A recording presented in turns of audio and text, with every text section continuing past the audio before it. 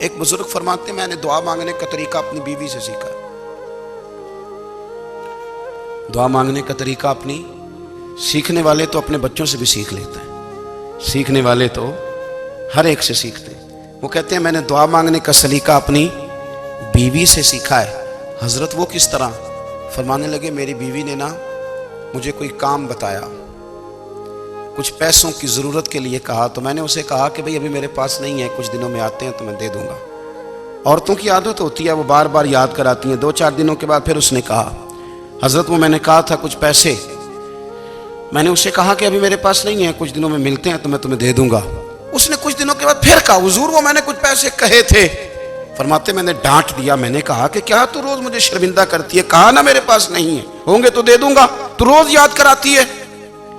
فرماتے ہیں اس نے پہلے تو میری ڈانٹ کو سہا، پھر میرے سخت جملوں نے اس کی آنکھوں میں آنسو پیدا کر دیے، پھر اس نے اپنے آنچل میں اپنے اس دکھ کو سمیٹا، اور پھر اس نے ایک جملہ کہا تو میں رو پڑا، اور مجھے اپنے رب سے مانگنے کا طریقہ آ گیا۔ مجھے کہنے لگی حضرت جی آپ نے ڈانٹ دیا، میں نے سہ لیا، پر آپ ہی میرے شوہر ہیں، بتائیں نا آپ سے نہ کہوں تو میں کس سے جا کے کہوں۔ فرماتے ہیں میں رو پڑا اور میں کھل کے رویا اور میں تڑپ کے رویا، اور پھر میری سسکیاں بند گئیں۔ تو مجھے کہنے لگی آپ کو کیا ہوا؟ میں نے کہا مجھے بھی دعا مانگنی آ گئی ہے، جب میں اسے کہوں گا نا اللہ تو ہی میرا رب ہے، میں تجھ سے نہ کہوں تو میں کس سے جا کے کہوں؟ میں کیوں کسی بندے سے سوال کروں؟ میں کیوں کسی دنیا دار سے کہوں؟